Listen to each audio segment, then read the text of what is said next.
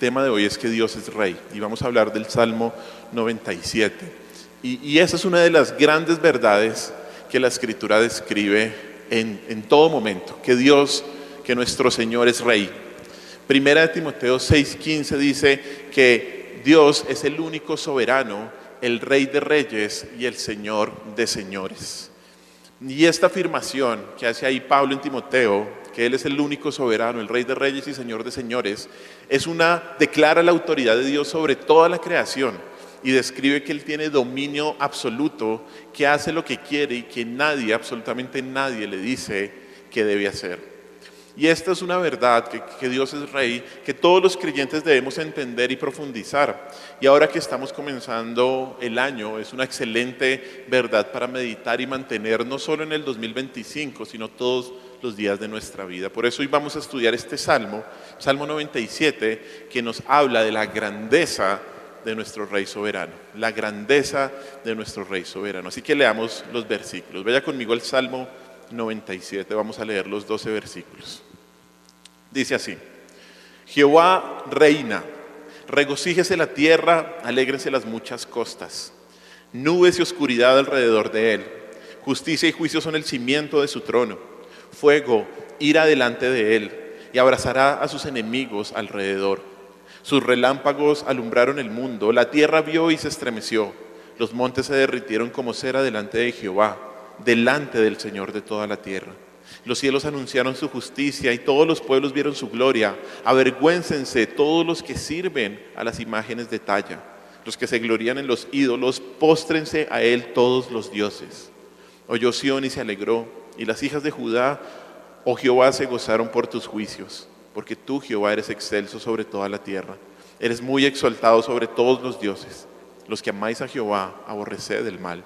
Él guarda las almas de sus santos, de mano de los impíos los libra. Luz está sembrada para el justo y alegría para los rectos de corazón. Alegraos justos en Jehová y alabad la memoria de su santidad. Alabad la memoria de su santidad. Oremos. Señor, te damos gracias por este día, gracias por tu palabra.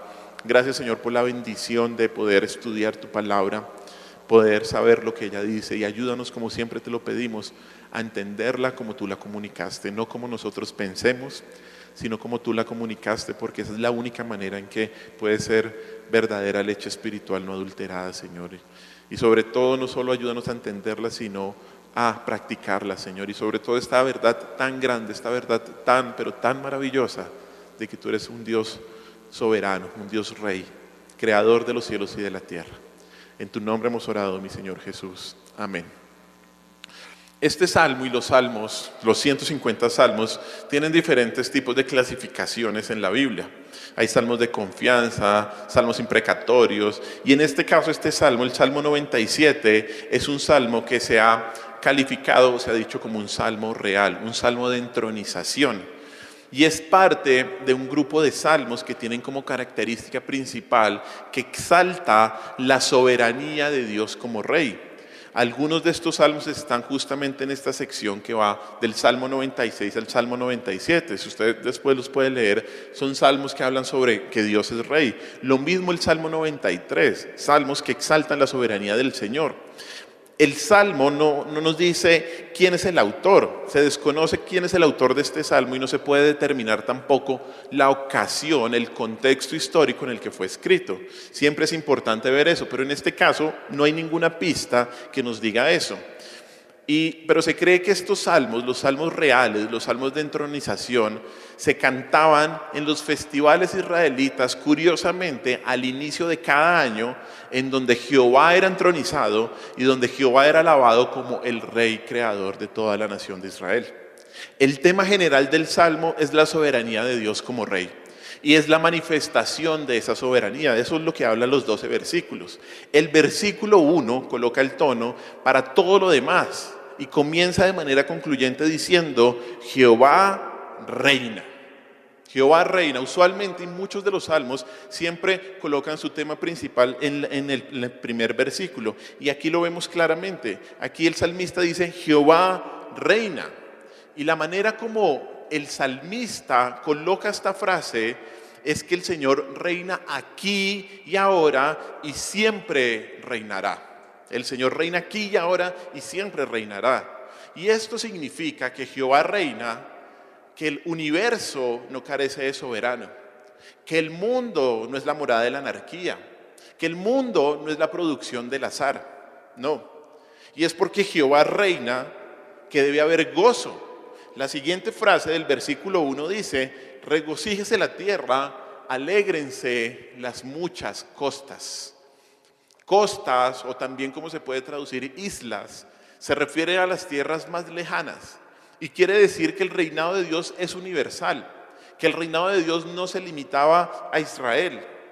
En todos los lugares, en todas las ocasiones y en todos los tiempos, Jehová reina. Su autoridad es absoluta, su gobierno es universal, su poder es ilimitado y su sabiduría es infalible. Nuestro Dios reina. Y si hay algo por lo que debemos regocijarnos, queridos hermanos, es que nuestro Dios reina. Esta verdad nos debe dar confianza para enfrentar cualquier circunstancia en este nuevo año. No solo las circunstancias malas, déjeme decirle, sino también las circunstancias buenas. Porque por un lado, cuando reconocemos que el Señor reina sobre las pruebas y las aflicciones, esto trae una gran tranquilidad, un gran gozo de que Él controla esas circunstancias malas, porque Él reina, porque Él reina. Pero por otro lado, cuando afirmamos que el Señor reina sobre los logros y sobre las cosas buenas que nos pasan, reconocemos que esas bendiciones solamente las podemos tener porque Él soberanamente, como Rey, ha decidido dárnoslas. Reconocer que Dios es Rey, reconocer que nada sucede por accidente, sino más bien por el cuidado amoroso de Dios, nos debe llevar a vivir como verdaderos súbditos del Rey de Reyes y del Señor de Señores.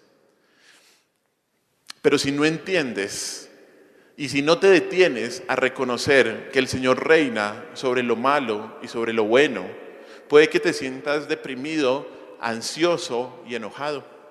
O también puede que te sientas orgulloso y soberbio. La verdad de que el Señor reina, como dice el versículo 1, es motivo de regocijo, pero si te sometes a Él, si obedeces su voluntad. Por eso es que este salmo invita a todas las personas, absolutamente a todas las personas, a someterse al reinado de Dios, para que puedan experimentar la felicidad de tenerlo a Él como Rey. De eso se trata este salmo, de cómo Jehová, el Rey, reina, cómo Él es el Rey del universo y cómo Él declara su soberanía a toda la creación. Por eso hoy vamos a estudiar en este Salmo 3 verdades de cómo se manifiesta la soberanía del Rey. 3 verdades de cómo se manifiesta la soberanía del Rey para poder adorar con más reverencia a nuestro Dios. 3 verdades que debes meditar en este año que empieza para entender que tu vida está en las manos de un Rey soberano. Para entender que pase lo que pase, sea bueno o sea malo, tu vida está en las manos de un Rey soberano. Y esa verdad debemos meditarla todos los días de nuestra vida. Y la primera verdad de cómo se manifiesta la soberanía del Rey es en su juicio. En su juicio. Y esto lo vamos a ver de los versículos del 2 al 6. Versículos del 2 al 6. ¿Listo? La primera verdad de cómo se manifiesta la soberanía del Rey es en su juicio. Leamos una vez más el versículo 2. Vamos a ir versículo por versículo. Dice el versículo 2: nubes y oscuridad alrededor de Él, justicia y juicio son el cimiento de su trono. En estos versículos y hasta el versículo 6, el salmista presenta diferentes imágenes provenientes de la naturaleza que van a describir el juicio de Dios. Gracias, Javi. El versículo 2 comienza diciendo: nubes y oscuridad hay alrededor de Él. Las nubes y la oscuridad en la Biblia suelen acompañar una aparición de Dios. ¿Recuerda usted la nube de la gloria de Dios que inundó el templo? ¿O la nube que guiaba a los israelitas? Usualmente cuando hay nubes o cuando los autores bíblicos muestran nubes, muestran una aparición de Dios. Pero en este caso, la nube representa juicio. ¿Y sabe por qué? Porque estas nubes son ¿qué? Nubes de oscuridad. Dice: nubes y oscuridad hay alrededor de Él. Y esto se confirma en la segunda parte del versículo cuando dice: justicia y juicio son el cimiento de su trono. Estas palabras justicia y juicio forman una sola idea y es un juicio justo, un juicio justo. Y lo que nos está mostrando este segundo versículo es que el Señor viene a juzgar con justicia, viene a juzgar con equidad. Luego dice ahí al final del versículo 2, justicia y juicio son el cimiento de su trono, y describe que el fundamento, y esto es lo que significa el cimiento de su trono, el cimiento de su trono describe el fundamento o la base de su gobierno. El gobierno soberano de Dios no se basa en la arbitrariedad de un Dios que no es justo, sino todo lo contrario. Está fundamentado en la justicia y en la rectitud de Dios. Luego vemos en el versículo 3 que ahí continúa la imagen del juicio. Y ahora menciona el fuego. Dice versículo 3, la primera frase, fuego irá delante de él. En las escrituras, el fuego es usualmente, o se utiliza usualmente para mostrar el juicio de Dios. Lo vemos con Nadab y Abiú en Levítico capítulo 10, cuando ellos de hecho levantan un fuego extraño y el Señor viene y los consume con fuego. O en Números 11, cuando Israel una vez más se queja y el Señor manda su juicio con fuego. Aquí vemos que el fuego va delante de Dios y como dice la siguiente frase del versículo 3, y abrazará a sus enemigos alrededor. ¿Qué significa esto? Que el juicio de Dios está especialmente dirigido ¿contra quién? Contra sus enemigos. ¿Y quiénes son los enemigos? Bueno, muy fácil, quienes no acepten a Dios como rey. Esos son los enemigos del Señor. Y ese juicio va dirigido especialmente a aquellos que no lo acepten como rey. De hecho, esta imagen de juicio da un paso más en el versículo 4, cuando el salmista dice, mira ahí el versículo 4, sus relámpagos alumbraron el mundo. Sus relámpagos alumbraron el mundo. En el Antiguo Testamento, los relámpagos, los truenos, siempre se asocian con una revelación del poder y de la majestad de Dios. Y en este contexto, revela el poder de Dios, la majestad de Dios en el juicio. Esto se confirma en la segunda frase del versículo 4, cuando dice que la tierra vio, ¿y qué pasó? Y se estremeció. La tierra vio y se estremeció. Esa palabra estremecimiento es muy importante, es una palabra clave y significa temblar de miedo. Temblar de miedo. Y muestra cómo la aparición de Dios en su juicio por la maldad debería traer miedo en los corazones de las personas de la tierra. Cómo la maldad debería traer miedo en los corazones de las personas. ¿En quiénes? En los enemigos del Señor. Deberían que estremecerse. De hecho, este sentimiento de temor se acrecienta con el versículo 5. Mire lo que dice el versículo 5. Dice, los montes se derritieron como cera delante de Jehová. Esta imagen, o esto evoca más bien la imagen de un volcán con lava derritiendo y destruyendo absolutamente todo su paso. Los montes se derritieron como cera delante de Jehová. ¿Y esto qué significa? Que cuando el Señor va a juzgar, nadie puede evitarlo. Nadie puede evitarlo. Él derrite todo como cera delante de su presencia. Nada puede enfrentarse ante la grandeza y ante la majestad. Mire cómo termina el versículo 5, delante del Señor de toda la tierra. Ese título, el Señor de toda la tierra, muestra una razón más para que las personas teman el juicio de Dios. Y es que Él es el Señor creador y gobernante del mundo entero, ante quienes toda persona dará cuentas.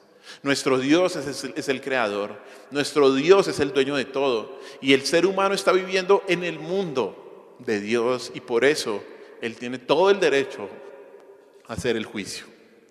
Esta sección concluye en el versículo 6, haciendo una declaración resumida de lo que el salmista acaba de explicar en los anteriores 5 versículos con las imágenes que expuso. Empieza diciendo, los cielos anunciaron su justicia. Esto describe cómo de una manera no verbal, los cielos, la creación es testigo y aprueba la justicia de Dios, que resume la equidad y la imparcialidad por la cual el Señor juzga a los pecadores. Los cielos anuncian la justicia de Dios. Es justo lo que Dios hace porque Él es el creador. Y luego el versículo 6 concluye diciendo que todos los pueblos vieron su gloria. Y la palabra gloria se refiere a la naturaleza intrínseca de Dios. Resume la palabra gloria cuando la vemos en el Antiguo Testamento, bueno, y en toda la Biblia, resume los atributos de Dios. La palabra gloria resume eso. Y significa que todas las ilustraciones que nos acaba de describir el salmista son una manifestación de su gloria. Todo su poder, todo su juicio, toda su grandeza, toda su sabiduría, todo nos describe solo una cosa, y es el juicio del Señor. Hermanos, toda esta sección nos habla de una verdad y nada más que de una verdad. Y es que Dios, nuestro Dios, el Dios de esta Biblia, es el Rey creador del universo y que manifiesta su soberanía por medio de hacer justos juicios. Es justo que Dios juzgue. Y tal vez usted se preguntará, ¿y por qué? ¿Por qué Dios tiene que juzgar? ¿Por qué Dios tiene que juzgar? Bueno, ya lo mencioné, una razón es porque Él es el creador. Él es el dueño de todo. Y porque el ser humano es solamente una criatura. Y todos daremos cuenta ante Él. Pero hay otra razón más, que es tal vez la más importante. Acompáñeme a Habacuc, capítulo 1, versículo 13. Mire lo que dice Habacuc, capítulo 1, versículo 13.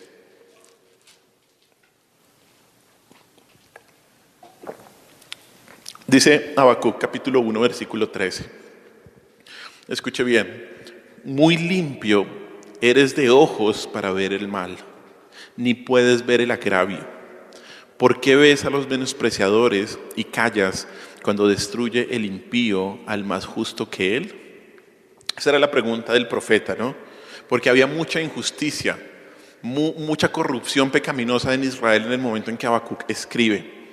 Y él después le va a responder de una manera increíble, que le iba a mandar su juicio. Pero donde quiero centrarme es en la primera frase del versículo 13. Dice ahí, muy limpio eres de ojos para ver el mal. Muy limpio. No puedes ver el agravio. ¿Sabe por qué Dios tiene que juzgar? Porque Dios no puede mirar el mal. Por eso. Porque Él es santo. Porque Él es justo. Y debido a eso, Él no puede tolerar la injusticia y el pecado. Su santidad exige justicia por los pecados que cada hombre comete. Cada pecado que el hombre comete es una ofensa ante la santidad del Señor. Y es de este juicio que el salmista está describiendo en estos versículos. Habrá fuego, dice el Salmo, que quemará a sus enemigos. Y aunque sus enemigos corran a las montañas, no podrán escapar. Nadie puede escapar ante el Señor. Esta imagen de Dios tal vez nos puede desconcertar, porque estamos acostumbrados a que nos hablen de un Dios solo de amor, a un Dios solo de comprensión, a un Dios hasta alcahueta. Pero esta verdad es necesaria que todos la sepamos por 3 razones, básicamente. En primer lugar, porque causa temor. En primer lugar, de entender que Dios va a juzgar nos debe causar temor. Y es puesta para que nos cause temor. Que Dios soberanamente juzgue el pecado nos debe causar temor y temblor. Cada uno de ustedes, cada uno de nosotros debe temblar de miedo ante el juicio de Dios. Mire lo que dice Hebreos capítulo 10, versículo 31. Hebreos capítulo 10, versículo 31.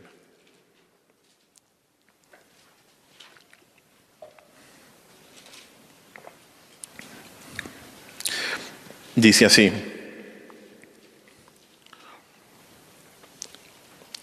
horrenda cosa es caer en manos del Dios vivo. Horrenda cosa es caer en manos del Dios vivo. ¿Por qué debemos entender que Dios va a enjuiciar o Dios tiene justos juicios? Bueno, en primer lugar, porque eso nos debe causar temor. Pero en segundo lugar, ¿por qué Dios va a juzgar? Dios nos muestra su terrible juicio. Su terrible juicio, ¿sabe para qué? Para buscar a Cristo, para buscar a nuestro Señor Jesús. ¿Por qué? Porque en Cristo y solo en Cristo tenemos una solución para nuestros pecados. Quienes creen en el Señor Jesús y quienes se arrepienten de sus pecados serán librados del juicio. Y esto no es porque el Señor se haga de la vista y haga pasar a los pecadores que confiaron en Cristo, no. Esto es porque la justicia y la santidad de Dios quedaron satisfechas con la muerte de Cristo. La justicia y la santidad de Dios quedaron satisfechas con la muerte de Cristo. Acompáñenme a otro versículo. Vamos a Romanos capítulo 3, versículos del 21 al 26. Romanos capítulo 3, versículo 21 al 26. Mire lo que dice la palabra. Dice así: pero ahora, aparte de la ley, se ha manifestado la justicia de Dios, testificada por la ley y por los profetas. La justicia de Dios, ¿por medio de qué? De la fe en Jesucristo. Esto era lo que esperaba la ley, a lo que apuntaba la ley y lo que proclamaban los profetas. La justicia de Dios por medio de la fe en Jesucristo para todos los que creen en Él, porque no hay diferencia. Por cuanto todos pecaron y están destituidos de la gloria de Dios, siendo justificados como gratuitamente por su gracia, mediante la redención que es en Cristo Jesús, a quien Dios puso como propiciación por medio de la fe en su sangre, para manifestar su justicia, a causa de haber pasado por alto en su paciencia los pecados pasados. ¿Por qué pasó el Señor la paciencia a los pecados, con paciencia a los pecados pasados? Por Cristo. No porque se le olvidó, por Cristo. Y continuemos. ¿Listo? 26. Con la mira de manifestar en este tiempo su justicia, a fin de que Él sea el justo y el que justifica al que es de la fe. ¿De quién? De Jesús. O sea, el Señor solamente justifica a quienes han puesto su fe en Cristo Jesús. A ellos los justifica, no por sus obras, sino porque por fe creyeron en Cristo. En Cristo. Pero al que no cree en Cristo, obviamente no hay manera de justificar, porque las obras de una persona no lo salvan. Solamente la fe en Cristo y en vivir obedientemente a Él. En primer lugar, debemos entender entonces que es esta verdad de que Dios trae juicios debe causar temor. Pero en segundo lugar, nos debe llevar a correr desesperadamente a Cristo. Pero en tercer lugar, hay una tercera razón por la cual Dios manifiesta sus juicios, y los vemos en la palabra de Dios. Es que Dios nos muestre sus juicios debería tranquilizarnos. El hecho de que habrá un juicio final nos asegura de que hay justicia en el universo. Hay justicia en el universo. Dios juzgará el mal y los malvados, y lo hace en esta vida o lo hace en la eternidad. Y por eso también la palabra de Dios nos dice que la venganza solamente es del Señor. No es nuestra, no es nuestra. Hermanos, Jehová es un Dios justo, un Dios soberano que manifiesta su soberanía en su juicio, porque Él es el creador de todo, porque Él es santo y sin mancha. Para el creyente que ya está librado de la condenación, que ha puesto su fe en Jesús, esto debe llenar nuestra mente con una profunda reverencia, con un profundo respeto, con un profundo temor de Dios. Tristemente, en algunos contextos cristianos se ha perdido esto y se trata a Dios no como el Rey soberano, sino como cualquier persona malinterpretando su bondad y su amor. Y obviamente, claro que Dios muestra su incomparable amor, su incomparable bondad cada día, pero por muy maravillosos que sean estos atributos, necesitamos equilibrarlos recordando que Dios es todopoderoso, que Dios es soberano, para mantener nuestros corazones en reverencia ante Él siempre. Y tener reverencia por Dios significa que reconoces su señorío en cada área de tu vida. En cada área de tu vida debes reconocer y debes obedecer lo que Él ordena. Eso es tener reverencia por el Señor. Eso es buscarle a Él con temor. Y es que, ¿cómo no vas a tener reverencia cuando te das cuenta que el Dios soberano, que creó el universo, es el mismo que te amó y que te salvó? ¿Cómo no? Mira lo que dice Hebreos, una vez más vamos a Hebreos, capítulo 12, versículo 28 al 29. Hebreos capítulo 12, versículo 28 al 29.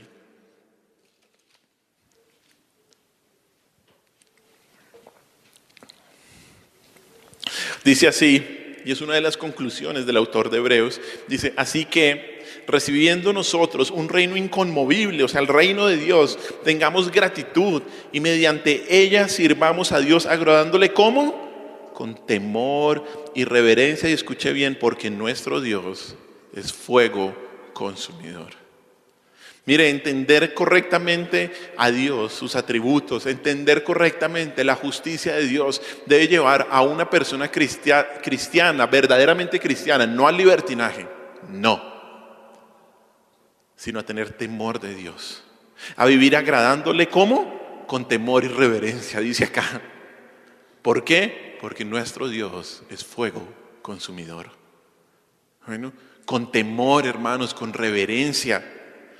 Debemos tener reverencia y temor por el Señor. Que un cristiano tenga temor y reverencia por el Señor muestra que verdaderamente es un creyente que busca honrar al Señor, que entiende la verdadera libertad. Eso debemos tener todos los creyentes. Por otro lado, esta verdad es muy importante para los incrédulos. Y estos versículos deberían llenar de alarma su mente y sus corazones, porque el Dios soberano es justo y juzgará todo pecado que se cometa contra Él. No pienses, y escúchame bien, no pienses que puedes escapar del juicio de Dios. No lo pienses. Ni las montañas se pueden contener ante Dios. Más bien, arrepiéntete de tu pecado. Pídele perdón al Dios soberano y corre a Cristo para ser librado de la condenación eterna. No puedes escapar del juicio de Dios. Si eres joven o no eres tan joven, no puedes escapar del juicio de Dios. Mira lo que dice Hechos capítulo 3, versículos del 19 al 20. Hechos capítulo 3, del 19 al 20.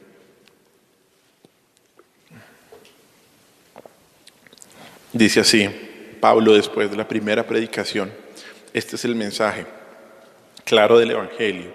Dice así, versículo 19, así que arrepentíos y convertíos para que sean borrados vuestros pecados, para que vengan de la presencia del Señor tiempos de refrigerio, y Él envía a Jesucristo que os fue antes anunciado. ¿Qué necesitas si no eres creyente? Arrepiéntete, conviértete de tu mal camino, que solamente de esa manera Cristo vendrá. Miren, Dios es el Rey soberano de este universo, y nos damos cuenta de ello. ¿Por qué? Porque es el único, escúchame bien, el único que puede y que tiene poder para realizar justos juicios. Esa es la primera verdad para meditar en la soberanía de Dios. La segunda verdad de cómo se manifiesta la soberanía del Rey, ahí en el Salmo 97, es en su supremacía sobre todo ser. Y esto lo vemos en los versículos del 7 al 9, versículos del 7 al 9. Muy interesante cómo comienza el versículo 7. Si usted mira ahí en su Biblia, dice, avergüéncense, avergüéncense. Esta palabra conlleva ideas de humillación, de burla, de deshonra, de desprestigio. Esta palabra era utilizada en esa época cuando había una derrota de dos ejércitos y un ejército caía perdedor. Eso hacía que el ejército se avergonzara e involucraba la humillación por el fracaso vivido. Y luego el versículo nos dice quiénes deben avergonzarse, y ahí lo vemos claramente. En primer lugar, dice ahí, avergüéncense en todos los que sirven. ¿A quiénes? A las imágenes de talla. Esto es otra manera de llamar a los ídolos, imágenes de talla. Y de hecho capta muy bien lo que es un ídolo. Pues es un artefacto tallado, hecho por el hombre. No es una invención, es una invención del ser humano. No es una invención por fuera del ser humano. Y en segundo lugar, también el versículo nos dice que quienes deben avergonzarse son los que glorían de esos ídolos. Esa palabra glorían significa enorgullecerse, jactarse. Los que están orgullosos de los ídolos también deben avergonzarse. Y la idea es que aquellos que sirven y se enorgullecen de los ídolos que tienen se van a sentir avergonzados y decepcionados, porque descubrirán que estos no son dioses reales y no tienen comparación contra Jehová el Rey. El versículo 7, mire ahí, concluye con una demostración de la grandeza de Dios como rey, al ordenar a los dioses que postrarse ante Él, porque Él es superior. Dice la última frase, póstrense a Él todos los dioses. Póstrense ante el Señor todos los dioses. Y esto es una orden que se debe cumplir inmediatamente. Y esto más que todo es una proclamación de la soberanía de Dios como rey sobre cualquier aspecto de la humanidad, sobre cualquier tipo de ídolo o Dios, sobre cualquier persona que quiera colocarse por encima de Dios. El Señor ahí dice, póstrense ante Él, absolutamente todos los dioses. Este versículo muestra lo absurdo, lo tonto, lo necio, que es servir, escúcheme bien, es servir o tener devoción por algo que no sea Dios. Es necio. Todos aquellos que sirvan o que veneren en su corazón algo por encima de Dios, escúcheme bien, deben avergonzarse de su necedad. Todos, todos. Y el resultado de la soberanía de Dios sobre los dioses se va a describir en el siguiente versículo. Dice en el verso 8, aquí en el versículo 8 se ve el gozo del justo cuando el Señor va a juzgar la maldad y la idolatría. Ahí empieza diciendo, oyó Sión y se alegró, y las hijas de Judá. Sión, en este contexto, sabemos de la teocracia, es Jerusalén. Las hijas de Judá es una manera de mostrar las ciudades alrededor de Jerusalén, las villas alrededor de Jerusalén. Y esto es una ilustración para referirse a las personas que están viviendo en estos lugares. Estas personas representan los verdaderos hijos de Dios. Y ellos se alegran cuando escuchan los juicios de Dios. Ahí dice al final, oh Jehová, se gozaron, ¿quiénes? Sión y las hijas de Judá, por tus juicios. La idea aquí es que la derrota de los dioses falsos, de los ídolos, al no ser más adorado, es un motivo de alegría para los adoradores del Dios verdadero. Y es que así se debe sentir un creyente. Cuando ve que la justicia de Dios es exaltada, se alegra, se alegra. Finalmente, esta sección concluye con el versículo 9, mostrando la razón por la cual los incrédulos y sus dioses van a ser avergonzados y por la cual los creyentes se gozan. Mire lo que dice el versículo 9. Empieza diciendo, porque tú, Jehová, eres excelso sobre toda la tierra. Y de hecho, al final también, eres muy exaltado sobre todos los dioses. Ese título, Jehová eres excelso y exaltado, que luego lo dice en la siguiente frase, son las palabras hebreas Elohim Yahweh, que literalmente significan el Dios mayor. Dios es el Dios mayor.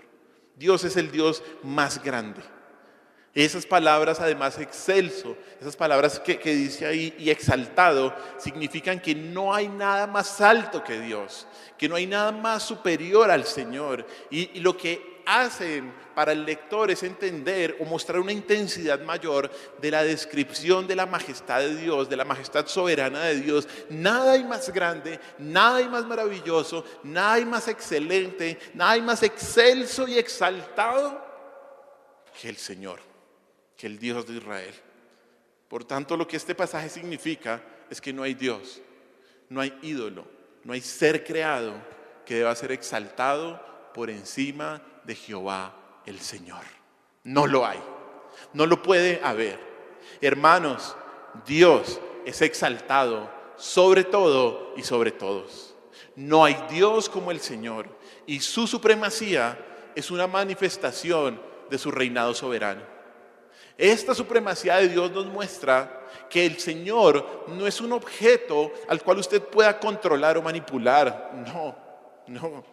La soberanía del Señor demuestra que es el único Dios verdadero, que no comparte el lugar que le corresponde en nuestras vidas con los ídolos, sino que los va a derribar. Los va a derribar. Mire lo que dice Isaías capítulo 40, versículo 9. Isaías capítulo 40, versículo 9.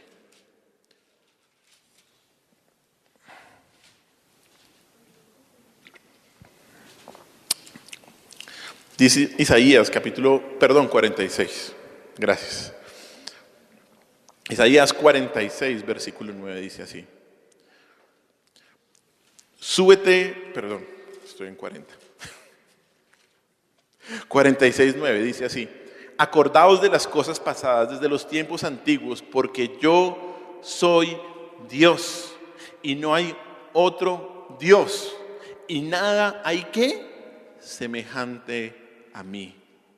Y de hecho, mire lo que dice a continuación: que anuncio lo por venir desde el principio y desde la antigüedad lo que aún no era hecho, que digo, mi consejo permanecerá, y qué, y haré todo lo que quiere. ¿Quién es Dios? El único que puede decir esto. ¿Puede usted decir esto? ¿Puede alguna persona que usted conozca decir esto? ¿Haré todo lo que quiera? Mire, no hay otro Dios, nada es semejante a nuestro Señor. Y déjeme decirle algo, y algo para reflexionar de tal vez lo que no hizo el año pasado y lo que no puede hacer en este año, y es tener una devoción mayor por cualquier persona o cosa que no sea Dios, una devoción mayor. Es absurdo, es necio tener una devoción mayor por cualquier cosa o persona que por Dios, porque escúcheme bien, tarde que temprano el Señor va a derribar esos ídolos. Tarde que temprano lo va a hacer. Lo hace porque Él es Dios, porque Él hace lo que quiere. Por eso la implicación para cada uno de nosotros es someter todas nuestras cosas, todas las áreas de nuestras vidas al gobierno soberano de Dios, porque Él no está dispuesto a compartir su lugar con los dioses falsos que usted ha levantado en su corazón. Tenga mucho cuidado de jugar con el Señor, porque con el Señor no se juega, ya lo vimos en el punto anterior. Dios es justo, de Dios nadie se puede burlar, y tarde que temprano el Señor va a derribar cada uno de los ídolos que usted tenga. Usted debe reconocer que Dios es excelso, que Dios es Rey soberano sobre todo. De lo contrario, y como dice este salmo, ¿sabe qué es lo que va a pasar? ¿Y sabe lo que usted va a pasar? Vergüenza. Avergüéncense, dice, todos los que sirven a las imágenes de talla y a los ídolos. Si usted no se arrepiente, pasará vergüenza, porque usted no puede colocar a Dios por debajo de otras cosas, personas o de su vida misma. No puede. Dios está sobre todo ser. Dios debe estar sobre todo ser. Y por eso es que Él es soberano. Él hace lo que quiere. Esa es nuestra segunda verdad. Y nuestra tercera verdad de cómo se manifiesta la soberanía de Dios, la soberanía de este Rey maravilloso, es en su bendición a sus hijos. Y eso lo vemos en los últimos versículos del 10 al 12. Dice ahí versículos del 10 al 12, o no los voy a leer, voy a leerlos por partes. En estos últimos 3 versículos cambia el protagonista. Usted se ha dado cuenta que hasta el versículo 10 se ha estado hablando de Dios. Pero en estos últimos 3 versículos, el Salmo concluye centrándose en ¿quién? En los siervos del Rey.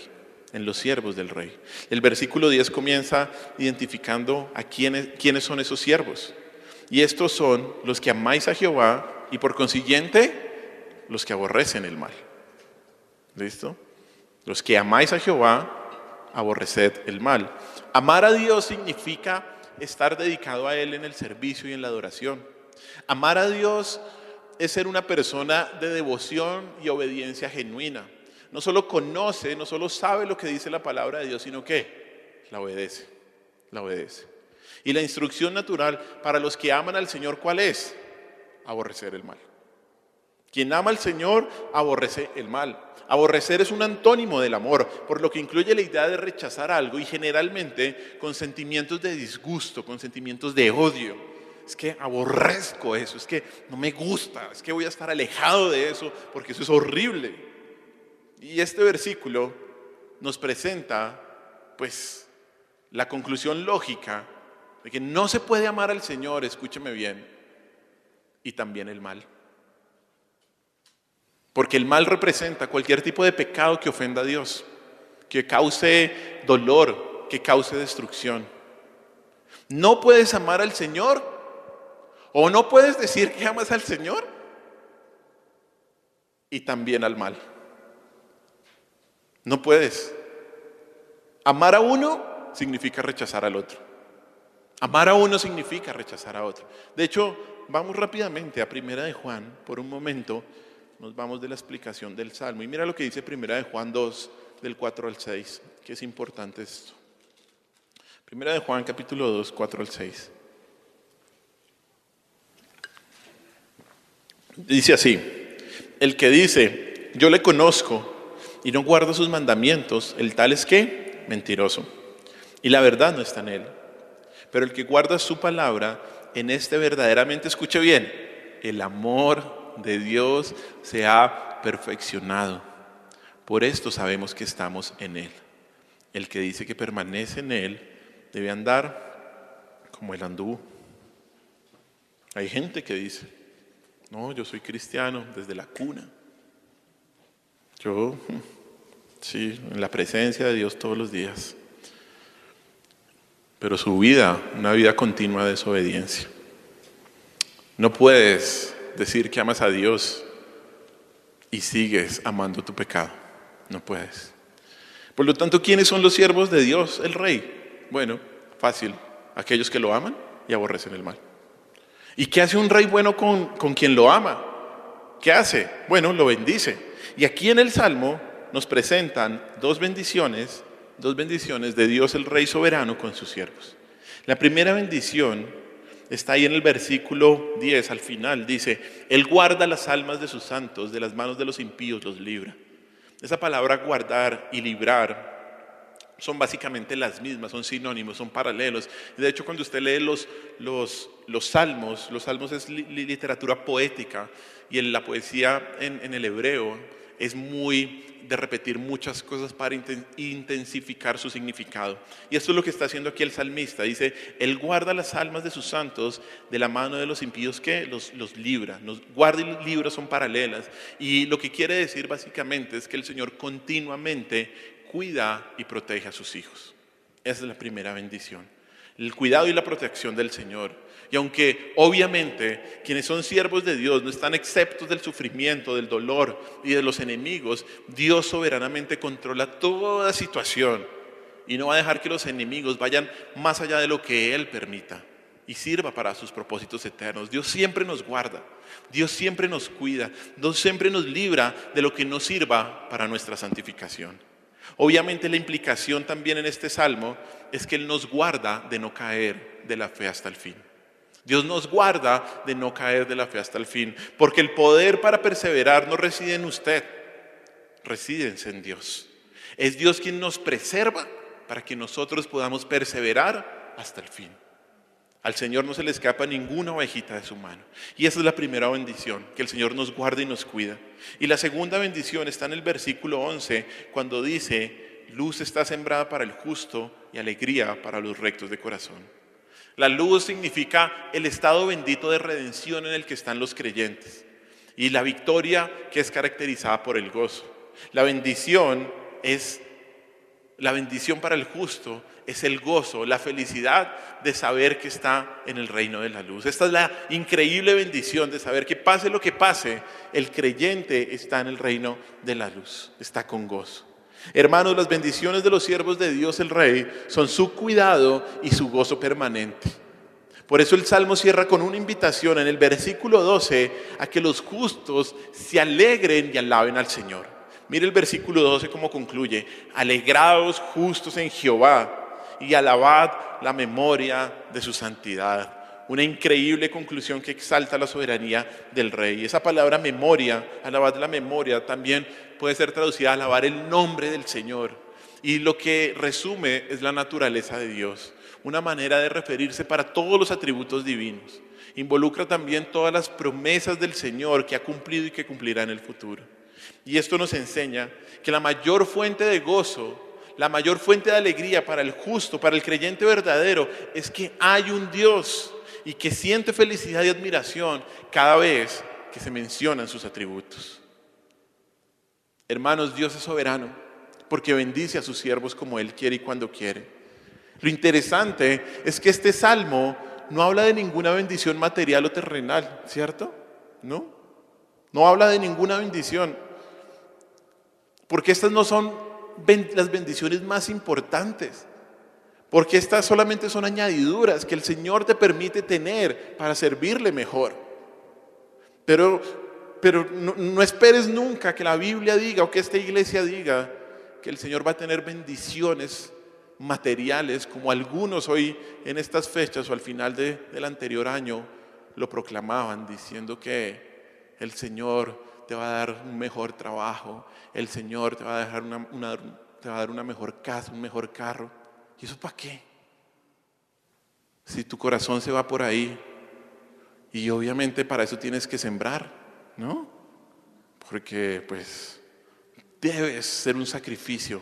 No, esas no son las bendiciones verdaderas. Esas son solamente añadiduras que Dios te permite tener para servirle mejor. Las verdaderas bendiciones son el gozo, la alegría de entender que Él está con nosotros. La conciencia limpia de que Dios anda conmigo, que Él ha cambiado mi corazón y que nos cuidará hasta que nos encontremos con Él cara a cara. Esa es la bendición. Mire lo que dice Efesios capítulo 1, versículos del 13 al 14. Efesios capítulo 1, versículos del 13 al 14. Del 3 al 14, perdón. Mire este increíble pasaje que nos habla de las verdaderas bendiciones espirituales. Mire lo que dice Efesios capítulo 1 versículo 3 y leemos hasta el 14. Bendito sea el Dios y Padre nuestro Señor y Padre de nuestro Señor Jesucristo, que nos bendijo con toda bendición espiritual en los lugares celestiales en Cristo. Para ahí un momento. ¿Qué es lo que dice este texto?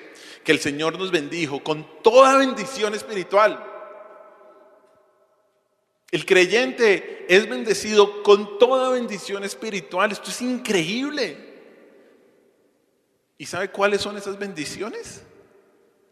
¿Cree usted que esas bendiciones son que le aumenten el sueldo a la 15ª vez? ¿Que tenga un mejor carro, una mejor casa? Mire lo que dice cuáles son las bendiciones espirituales. Versículo 4. Porque ahí las menciona, según que nos escogió en Él antes de la fundación del mundo para que fuésemos santos y sin mancha delante de Él. En amor, habiéndonos ¿qué? Predestinado para ser adoptados hijos suyos por medio de Jesucristo, según el puro afecto de su voluntad. Hago un pare ahí. Mire, qué bendición tan hermosa, tan linda, que yo no entiendo y no entenderé por qué el Señor me escogió a mí. Te entiendo, un pecador, malo, re malo, pero hoy dice que Él me escogió antes de la fundación del mundo. ¿Por qué? Porque yo no tenía nada que ver ahí. Y Él me escogió. Esa es la verdadera bendición. Entender que el Señor me ha escogido. No porque hay algo bueno en mí, sino todo lo contrario. Porque como dice Pablo en Timoteo, soy el primero de los pecadores, ¿no? El Señor nos escogió. Y sigamos leyendo, versículo 6.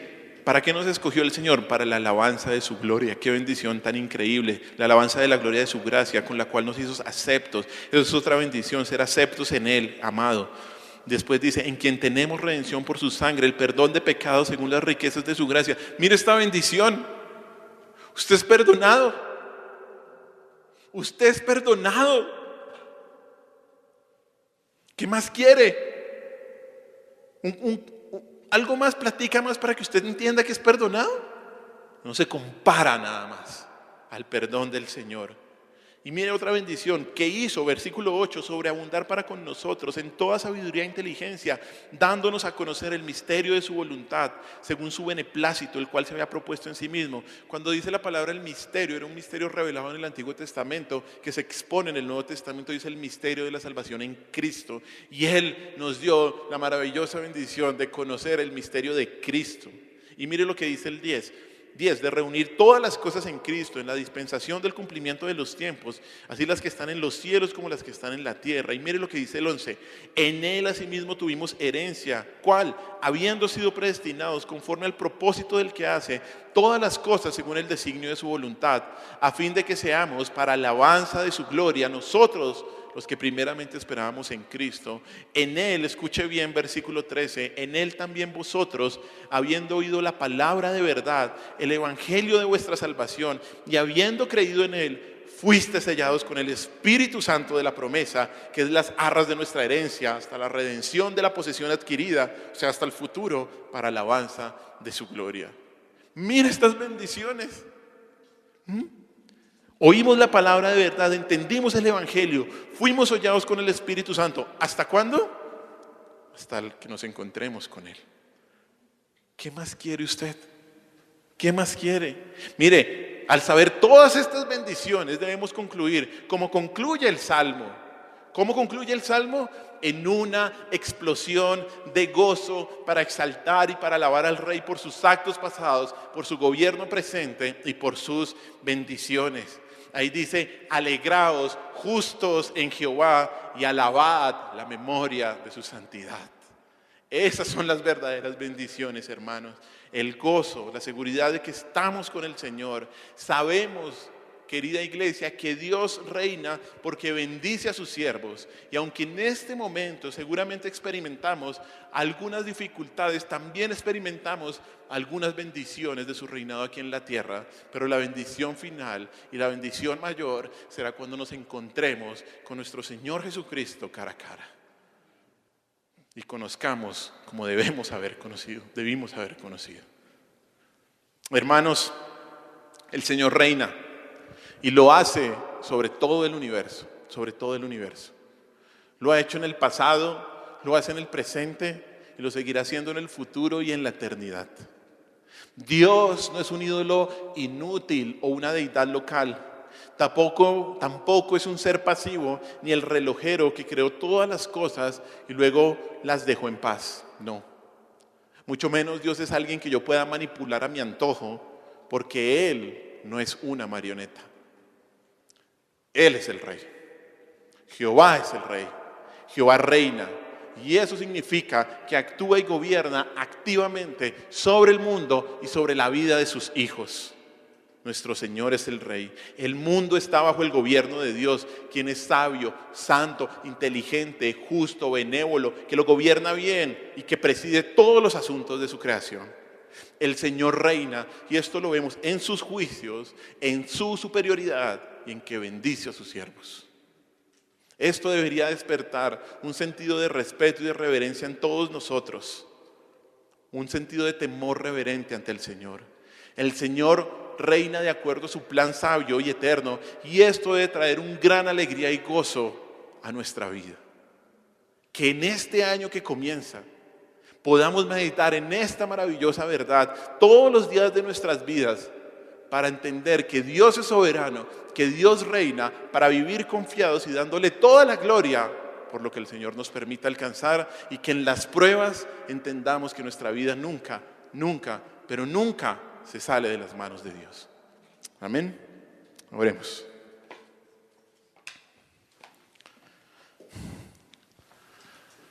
Señor, te damos gracias por este día, el día del Señor que tú has hecho para venir y adorar juntos a ti, al único Rey de Reyes y Señor de Señores.